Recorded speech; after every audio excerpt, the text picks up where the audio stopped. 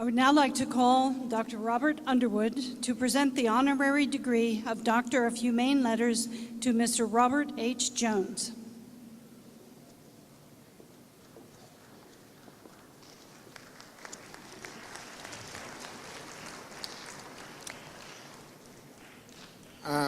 By agreement of the Board of Regents of the University of Guam, it is my pleasure and honor to award the honorary degree of Doctor of Humane Letters to a man that has provided years not only of successful commercial success on Guam, but years of community service. And so it's my honor to present Mr. Bob Jones, who will receive the honorary degree of Doctor of Humane Letters. Mr. Jones.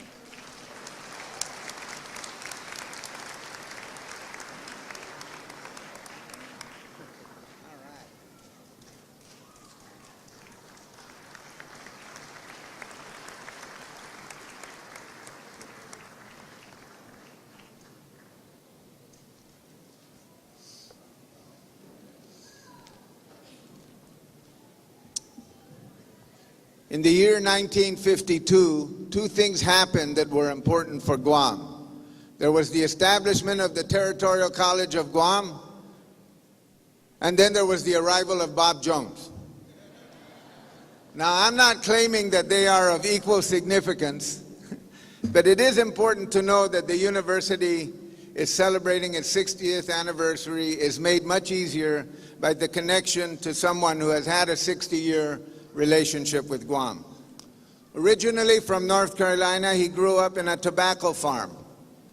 The first Underwood to settle in Guam was my own grandfather, who also came from North Carolina, a fact that he never let us forget and reminds us of the unique nature of family and geographical connections. Bob spent 2 years at George Washington High School, the old one, the one that was the original home of the university. He worked for his brother Ken, he played baseball, he learned a little Chamorro and a lot of love for the island of Guam. And after finishing his education in North Carolina and a stint in the U.S. Army, he returned to help with various Jones and Guerrero enterprises, including Payless Markets, and eventually became the chief operating officer for all the companies under J&G. He eventually began his own enterprises, and through his entrepreneurial skills, he has become one of the most successful businessmen in Guam and the region.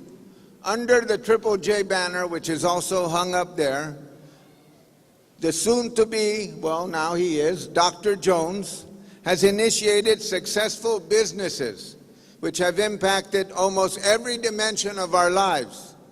If you drive a car, or buy food from the market, or eat at one of your favorite fast food or sit-down restaurants, or go shopping at one of our largest malls, or biggest national retail outlets on the island, you have come into contact with the vision and skill of this remarkable man.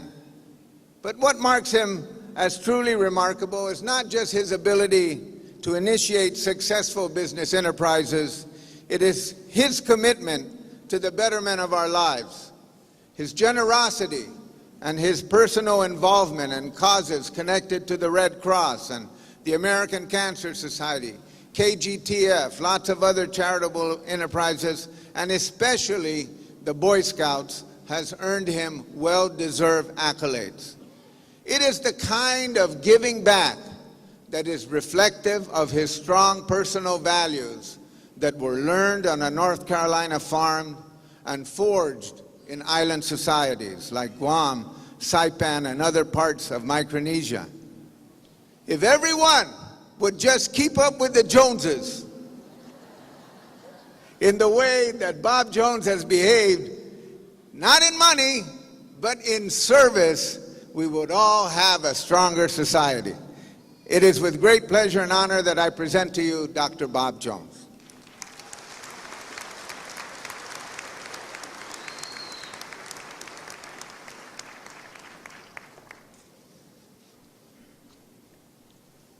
I believe you have my speech there, Doctor.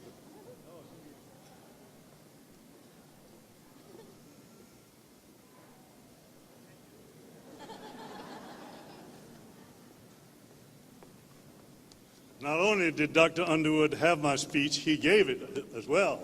Half of it's all gone. Thank you, President Underwood, Board of Regents, faculty, family, friends, parents, distinguished guests, graduates, ladies and gentlemen. Half a day and good afternoon. It is an exciting time here at the University of Guam.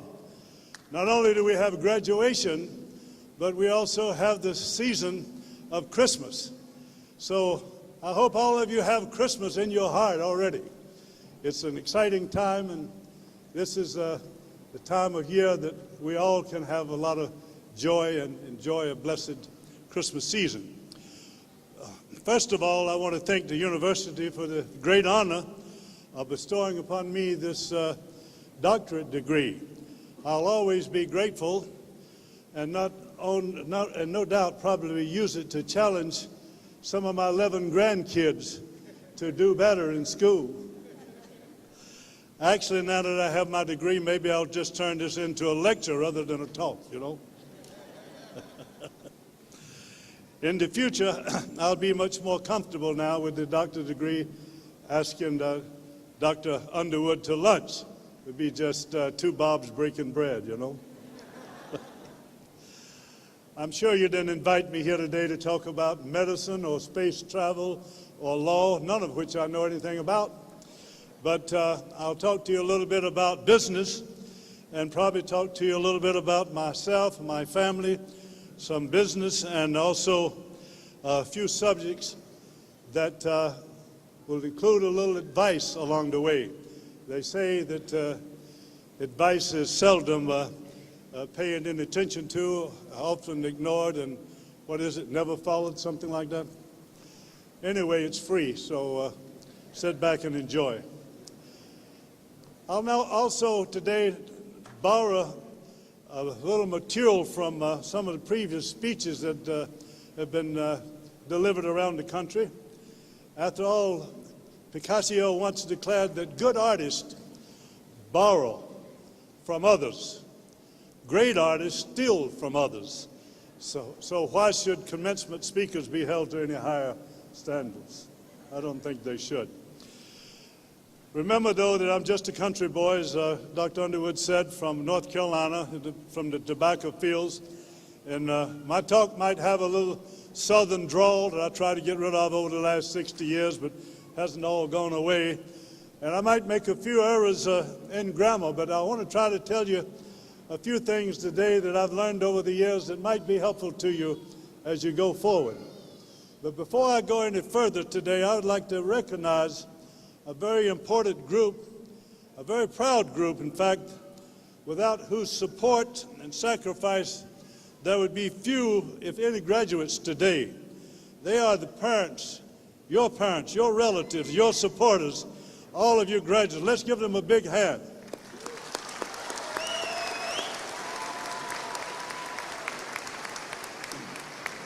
They certainly deserve it. Let's not forget the very important contributions from the University of Guam faculty and staff. One big one for them, too.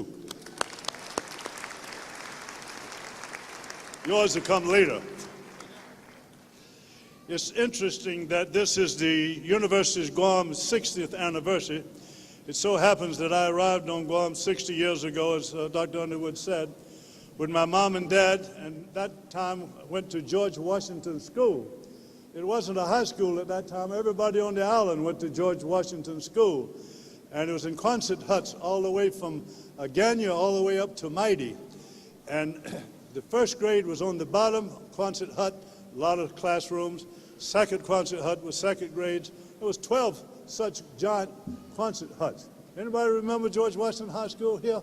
Maybe some people around as old as me, I doubt it. Anyway, it was a good school. We didn't have all of the modern conveniences we have today, but we learned quite a bit. I remember that my dad come out and helped my brother H.Jones build some houses, and my mom got her first paycheck working at the ladies department in the old townhouse department store on Marine Drive. I worked at at the school at the J&G Thrifty Market. Anybody remember J&G Thrifty Market? No, I didn't think so. Boy, that makes me feel old.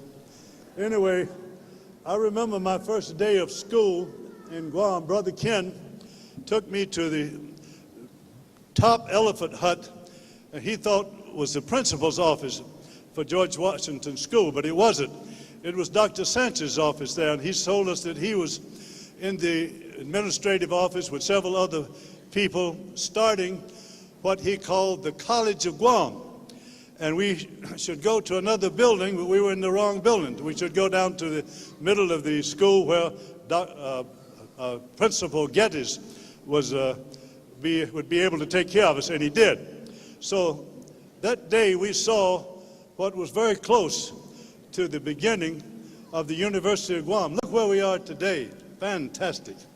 Great job for a lot of people.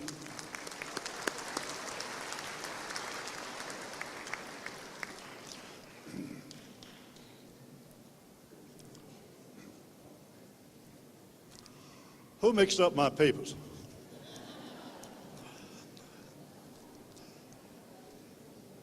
The George Washington classrooms in those days were not air conditioned.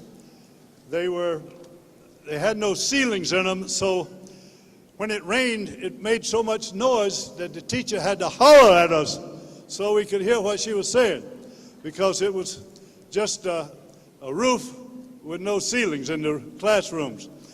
I remember that my first day in the classroom, I looked across the aisle and there was a chubby guy sitting next to me that would become one of my best friends in Guam and also lead one of the biggest businesses on the island, and also become a senator. It was Eddie Calvo. And his brother Paul was a couple of years ahead of us, and Brother Jerry was a couple of years behind us. But later on, we did become very good friends. And after Eddie passed away a few years ago, the family started a cancer foundation for him, and is doing very well and helping a lot of people on Guam. And that's what Dr. Underwood is talking about in giving back. That's what we all have to do as we go forward in life here on Guam. Also, another guy that was in that classroom was a guy from Saipan. His name was Pete Tenorio. He's served with three terms as governor in the CNMI. CNMI, I got that right, I think. And he became a good friend as well.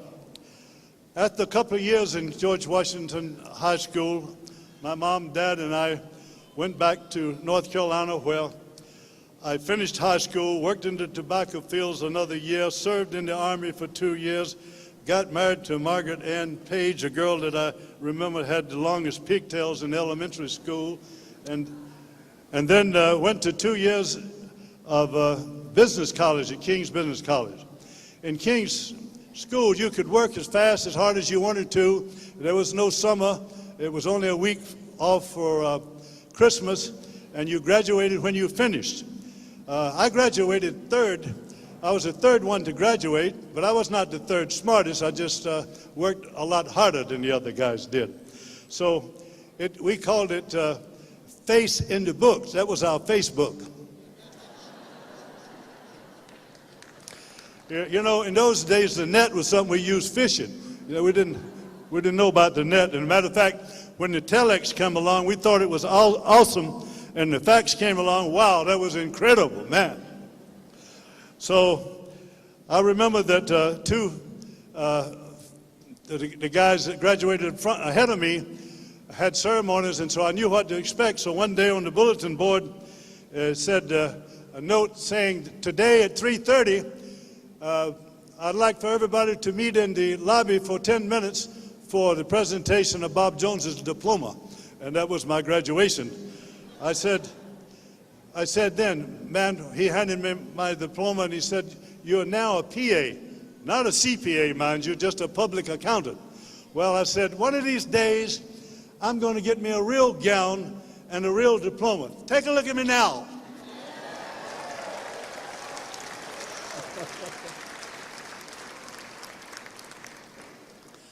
I'm also proud that our daughter Julie Jones is going to University of Guam. She'll be graduating here next May in clinical psychology. She enjoys helping people, and we're very proud of her. She's in North Carolina at the moment, spending some time with some family, but she and her family, but they'll be back in a couple of weeks.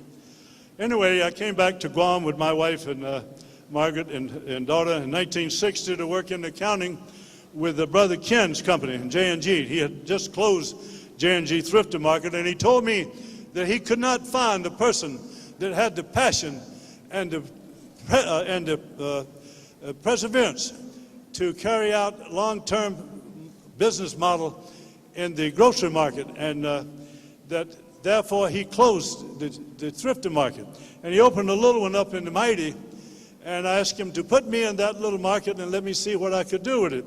He said, I'll put you in the accounting now, and I did for a few months. And when I worked in the accounting, I learned that, you know, there's a lot of aspects to groceries, but I learned it from the inside and then got into the actual operations of it, but also learned that the stateside manager that we had at that time was interested in two things. One was payday, and the other was who he was going to go to lunch with. So he had a terrible lack of motivation. I'll talk to you about that a little bit in a minute. So, you know, what I found out was that if you when he left, he went back to the States, and Ken dropped it in my lap. I learned that, you know, the people on Guam were looking for fresh fruits and produce. Nobody could find enough fruits and produce. Still hard to find enough today, but it's a lot better than it was then. And so I got a broom and cleaned the place up and started concentrating on the produce. And later years, I saw a name in San Francisco called Payless Drugs.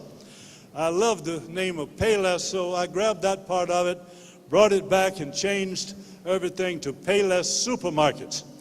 And 5 years later, we opened our fourth supermarket, and it was doing very well. So it's a matter of, you know, motivation and perseverance in business to make it work. But you got to have, you got to be able to deliver what the people want. You got to find the need and fill it. That's the old saying. It hasn't changed at all.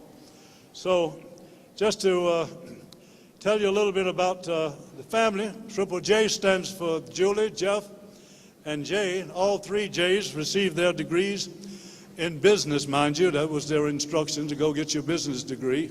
I wasn't trying to interfere in their lives. I said, you can get your business degree in any college you want. Just get a business degree.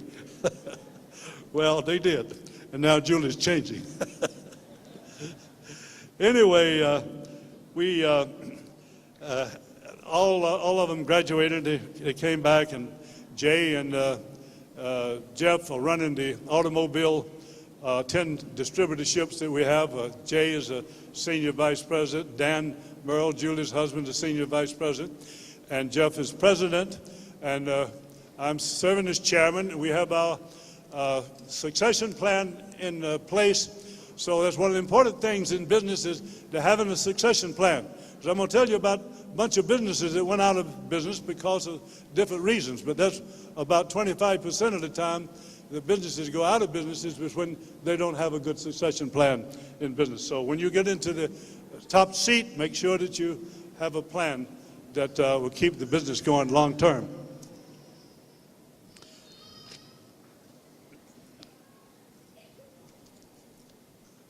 Speaking of those failures, let me just tell you a little bit about a failure that you might have read about. Maybe you haven't. But in the 1980 issue of Harvard Business Review, it said simply, the Bank of America is the world's largest bank with 1,100 branches around the world in 100 countries and assets of $100 billion. Now, with equal quality in management was the statement. Who would have predicted that in 8 years later they would have the biggest losses in financial history in the United States? It even depressed the dollar. So losing more than 80% of the shareholders' equity.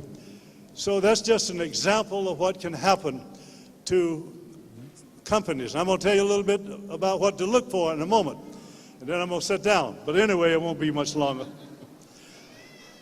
Others that had basically the same, what happens is people come along and they pick the bones. This is what happened to Bank of America.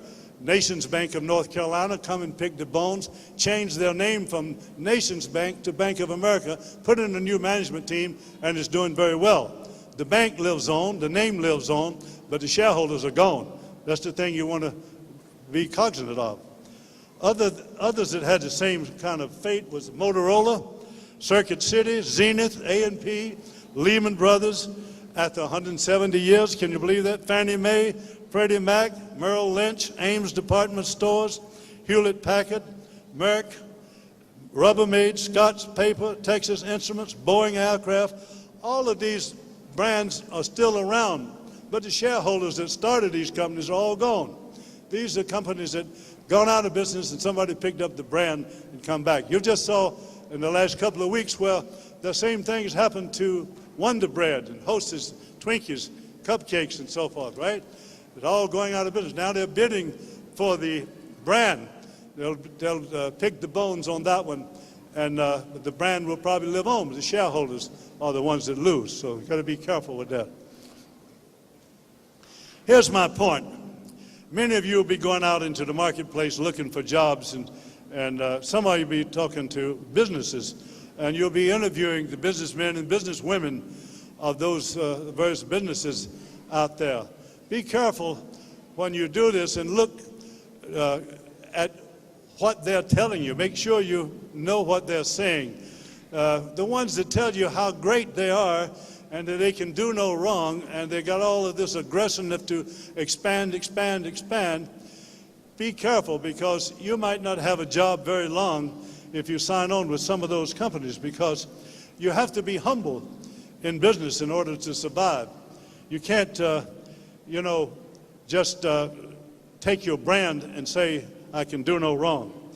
So let me tell you that about my philosophy in employment. There's 4 things that you want to look, that I look for, and so you might remember these. There's a lot of things that I look for, but 4 things that I'm very careful about when I'm interviewing someone. So you might want to doctor up your resume a little bit if any of these things, touch base. One is intellectual ability. Certainly you can tell some about the intellectual ability, the diplomas and, the schooling and so forth. The second one is the skill and knowledge for the job that they're going to be holding. And you can tell something about that, the experience and what have you from the resume. But the third one is personality, and the fourth one is motivation. You got to do interviews to find out about those aspects. So when you make your presentation, make sure you've tried out all of the things that you've done. Tell the businessmen of the extracurricular activities you've had, about the things that you've done in school or in the community or in the village, the contributions you've made, the things that you've done that's over and beyond the diploma that you have in your hand. That's very important to people in business, to know that you have the ability and you have the motivation to move forward. As I mentioned to you before, I graduated 3rd in my class, but I wasn't the smartest by any stretch of the imagination. I wasn't the 3rd smartest. I was way down the line, but I had probably the best motivation. That's why I could graduate 3rd. I had to graduate fast and get back to work. So that's the thing that pushes people. When I'm looking at employees or potential employees, I'll look very carefully at a lot of things, but I won't overlook their potential in personality and motivation. You ever tried to hire a friendly salesperson? Well, you can hire a friendly person and teach him how to sell. I doubt you can hire an unfriendly salesman and teach him to be friendly. That's the thing you got to be careful about, those type of things. So anyway, my philosophy in life is that as you go through life and you fortunate enough to accumulate some extra material things, look around for the other people that are not as fortunate as you are, and share with them. Try to put a little more in the pot than you take out. You know, you are the probably most advanced graduation class that's ever graduated, because you're graduating today, 2012, in December the 16th. And you'll keep that distinction until someone graduates tomorrow. That's how fast technology is changing. So, you know, we've got the net today, and you'll find that that'll change tomorrow, be something different. I hope you're the one to help change it. What about priorities? My advice is to put your Lord first, and your family second, and your job third, and be careful that you don't mix them up.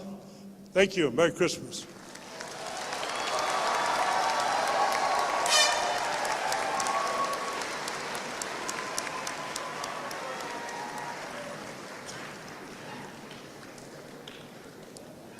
Thank you, Dr. Jones.